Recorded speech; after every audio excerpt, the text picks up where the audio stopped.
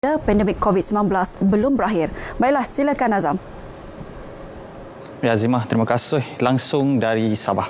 Seterusnya kita beralih ke Bumi Kenyalang bersama Muhammad Azizi Rahim. Antara paparan dari Sarawak hari ini, individu yang pernah mengunjungi kawasan premis yang dilawati kes-kes positif COVID-19 dinasihati melakukan ujian saringan kendiri jika ragu akan tahap kesihatan. Azizi ada butirannya, silakan.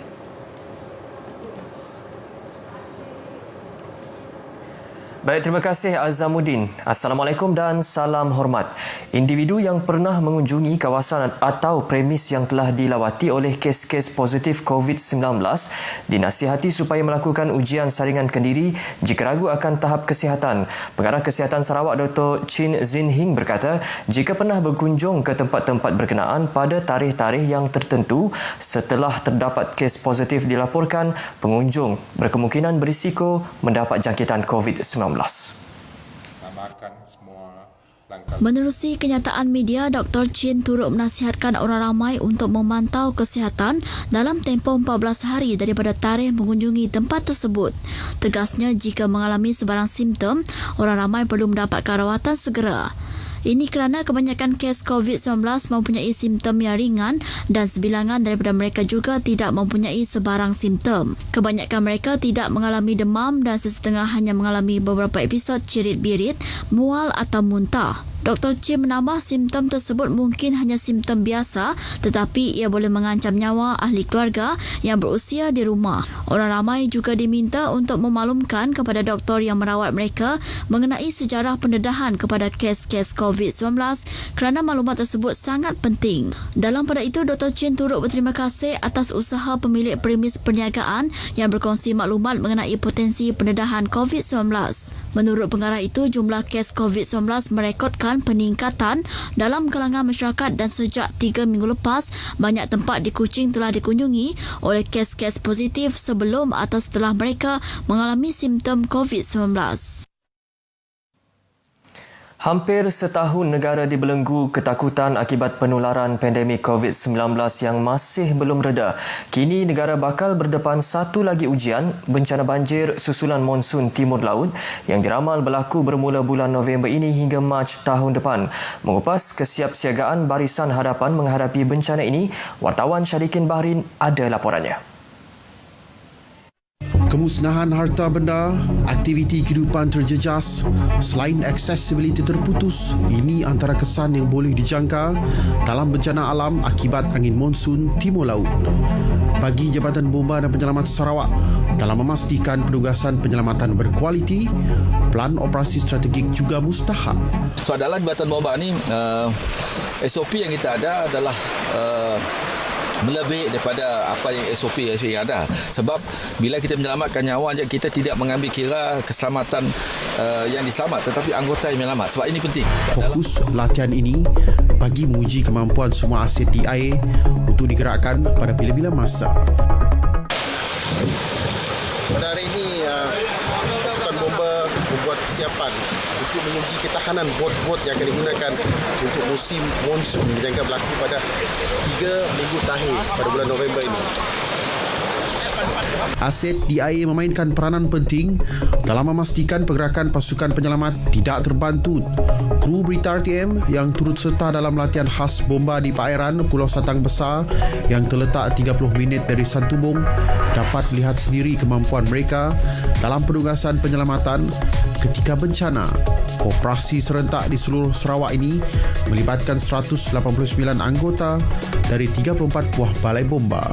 Sebab kita pilih tadi dari sungai rombongan dan juga sungai-sungai yang biasa berlakunya banjir besar ni akan kita buat ujian. Namun tahun ini cabarannya amat berbeza, iaitu penyerakan sosial. Bayangkan anda dipindahkan ke dalam dewan yang bersesak hingga mencapai 100 orang yang mungkin nampak biasa pada tahun lalu. Bersesak dalam dewan yang ramai. Namun pada tahun ini segala-galanya SOP, tuan-tuan. Semua tertaluk pada SOP. SOP, tuan-tuan.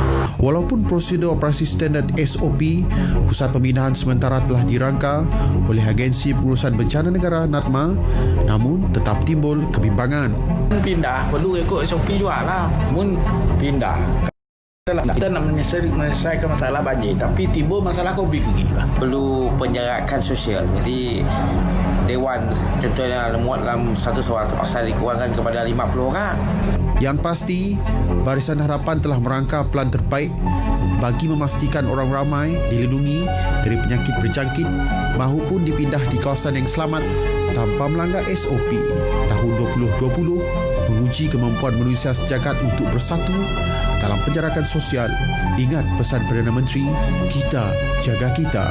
Syarikin Bahrain, RTM. Dua penuntut berbangsa India di Politeknik Muka menerima sumbangan bersempena sambutan Hari Deepavali yang diraih hari ini. Kedua-dua penuntut tersebut tidak pulang bercuti ke Selangor dan Johor berikutan pandemik COVID-19.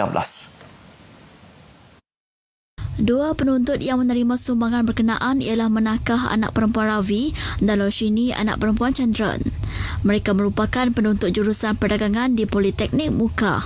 Sumbangan telah disampaikan oleh Ketua Jabatan Hal Ehwal dan Pembangunan Pelajar Awang Anwar Awang Mansur.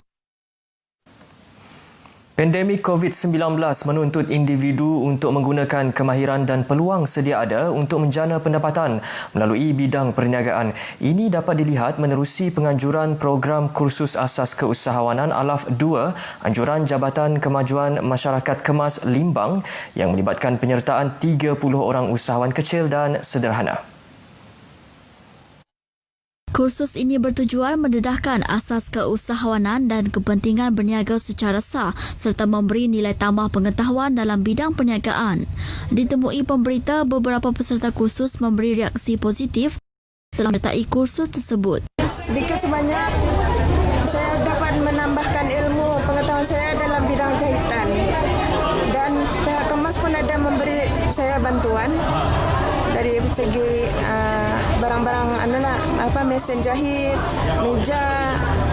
Syukur alhamdulillah. Menambah lagi keyakinan untuk membuat bisnes semakin tinggilah. Kira macam terbuka minda lagi lah untuk menguruskan bisnes tu lebih bagus. Macam tu lah. Tahu hala tuju. Program siri pertama selama 2 hari itu telah diadakan di Dewan Bunga Raya Limbang. Sekian berita dari Sarawak. Kita kembali bersama Azamuddin di Angkasa Puri. Silakan. Ya, Zizi, terima kasih dengan laporannya. Baik, untuk perkembangan selanjutnya kita kembali semula bersama. Silakan.